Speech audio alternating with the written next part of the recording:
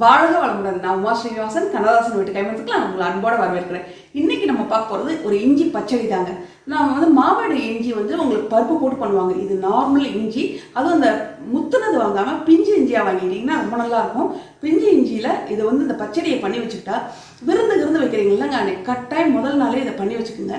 விருந்தில் நம்மளும் ஹெவியாக சாப்பிடுவோம், மற்றவங்களும் ஹெவியாக சாப்பிடுவாங்க. சாப்பிடும்போது தயிர் சாதத்துக்கு கடைசியில் தயிர் சாதத்துக்கு தொட்டுக்கிறதுக்கு தான் இது ரொம்ப நல்லாயிருக்கும்.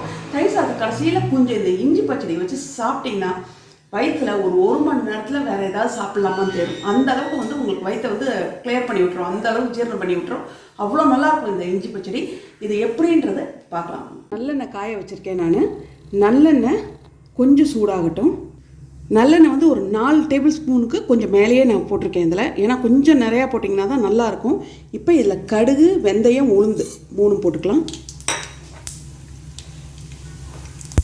இப்போ பாருங்கள், இது செவந்துருச்சு. இப்போ இஞ்சி வந்து ஒரு 100 கிராம் இஞ்சிங்க, பொடியாக வெட்டி வச்ச இஞ்சி. பச்சை மிளகா ஒரு 3 பச்சை மிளகா பொடியாக வெட்டி வச்சது. இது ரெண்டையும் ஒன்றா முதல் போட்டுக்கலாம். ரொம்ப பொடியாக வெட்டி, முடிஞ்ச வரைக்கும் பொடியாக வெட்டி வச்சுக்கோங்க இஞ்சி, அப்போ தான் ரொம்ப நல்லாயிருக்கும். இஞ்சி நல்லா ஓரளவுக்கு வதக்கிடணும். இதை இஞ்சியை நல்லா ஒரு மொறுன்னு ஓரளவுக்கு வர அளவுக்கு வதக்கிடணும் இஞ்சியை. எப்படி ஆயிருக்கு பாருங்கள். இந்த அளவுக்கு நல்லா வதக்கிட்டு சின்ன வெங்காயங்க அதே அளவு 100 கிராம் இஞ்சினா 100 கிராம் சின்ன வெங்காயம். உங்களுக்கு சின்ன வெங்காயம் பிடிச்சிருந்தா இன்னும் கொஞ்சம் கூட நீங்கள் 50 கிராம் கூட இன்னும் ஜாஸ்தியாகவே போட்டுக்கலாம். சின்ன வெங்காயத்தையும் பொடியாக கட் பண்ணிக்கலாம். அதை மாதிரியே இஞ்சி எப்படி கட் பண்ணுறீங்களோ அதே மாதிரி சின்ன வெங்காயத்தையும் கட் பண்ணி போட்டுருங்க. எப்படி இஞ்சி கட் பண்ணுறீங்களோ அதே மாதிரி சின்ன வெங்காயமும் கட் பண்ணிக்கோங்க பொடியாக. ரெண்டுமே ஒரே அளவு. உங்களுக்கு வெங்காயம் ரொம்ப பிடிக்குன்னா இன்னொரு 50 கிராம் கூட நீங்கள் ஜாஸ்தி போட்டுக்கலாம். நல்லா பாருங்கள் வதங்கிடுச்சு. தண்ணி சத்து போயிடணுங்க, வெங்காயம் தண்ணி சத்து அந்தளவுக்கு வதக்கிடணும். ஏன்னா வந்து இது நம்ம ஒரு வாரத்துலேருந்து 10 நாள் வரைக்கும் இதை நீங்கள் வச்சுக்கலாம்.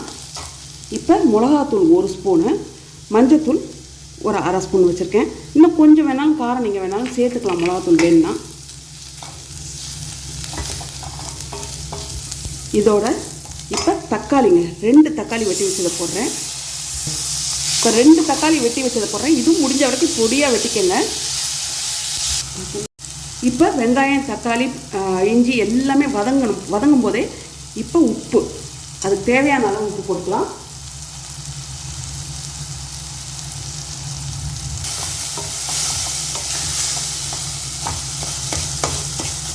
இப்போ பாருங்கள், தக்காளியே இல்லாதது மாதிரி அவ்வளோ குழஞ்சி போயிருக்கும். அந்த அளவுக்கு குழச்சிக்கணும். இதை தக்காளியெல்லாம் தெரியவே கூடாது. அந்த வெங்காயம் இஞ்சி அளவுக்கே தக்காளியும் அப்படி குழஞ்சி அதோடு சேர்ந்துருக்கணும். புளிங்க கெட்டியாக கரைச்சி வச்சுருக்கேன். புளி ஊற்றிக்கலாம். கொஞ்சம் புளி ஜாஸ்தி ஊற்றுனீங்கன்னா தான் உங்களுக்கு நல்லாயிருக்கும். இது ரொம்ப கொஞ்சம் தண்ணி ஊற்றி கொஞ்சம் கொதிக்க விட்டுடலாம்.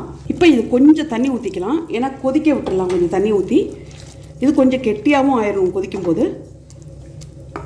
இது கொதிக்கணும் நல்லா. இப்போ பாருங்கள் எப்படி கொதிச்சு வந்துருச்சு. நான் எண்ணெய் வந்து 4 டேபிள் ஸ்பூன் போட்டது கூட எனக்கு மேலே வரல. நீங்கள் இன்னும் கொஞ்சம் ஜாஸ்தி போட்டுக்கிட்டிங்கன்னா நல்லாயிருக்கும். இப்போ கருவேப்பிலை போட்டுக்கலாம். இதை போட்டு கடைசியாக நல்லா 1 ஸ்பூன் அளவுக்கு வெல்லம் இல்லைன்னா நாட்டு சர்க்கரை, இதை எதையாவது சேர்த்துக்குங்க. நார்மல் சர்க்கரை கூட ஏதோ ஒன்று சேர்த்துக்குங்க. ஆனால் வெல்லமும் நாட்டு சர்க்கரையும் நல்லாயிருக்கும். அவ்வளோதாங்க.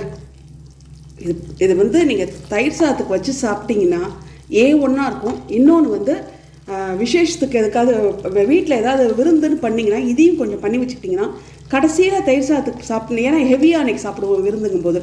அப்போ கடைசியில் தயிர் சாதத்துக்கு இதை கொஞ்சம் தயிர் சாதத்துக்கு இதை வச்சு கொஞ்சம் சாப்பிட்டுட்டு எந்திரிச்சிட்டிங்கன்னா வயிற்றில் சாப்பாடு இருந்ததுக்கு அடையாளமே இருக்காதுங்க. அவ்வளோ ஜீரணமாயிரும். அது அவ்வளோ இது. இப்போ இஞ்சி பச்சடி எப்படின்னு பார்த்தோம்னா, இது வந்து இளம் இஞ்சி, இந்த முத்துன இஞ்சி இருக்குல்ல, அது இல்லாமல் அப்படியே மெத்துன்னு இருக்கும். சில அந்த இஞ்சி இளம் இஞ்சின்னு சொல்லுவாங்க, விட்டுறது ஈஸியாக இருக்கும். அந்த இஞ்சி வாங்கிட்டிங்கன்னா வந்து உங்களுக்கு பொடியாக விட்டுறதுக்கு ஈஸியாக இருக்கும். இதை வாங்கி இதே மாதிரி பண்ணி பாருங்கள். இது 10 நாள் வரைக்கும் நீங்கள் உள்ளே வச்சுக்கலாம் நல்லாவே. தயிர் சாதத்துக்கு தயிர் சாதம் கட்டிட்டு போனீங்கன்னா ஆஃபீஸ்க்கும் எடுத்துகிட்டு போயிடலாம். ரொம்ப நல்லாயிருக்கும். டேஸ்ட்டும் நல்லாயிருக்கும், உடம்புக்கும் அவ்வளோ நல்லது. இதை ட்ரை பண்ணி பார்த்துட்டு எனக்கு கட்டாயம் கமெண்ட்டில் சொல்லுங்கள். வாழ்க வளமுடன்.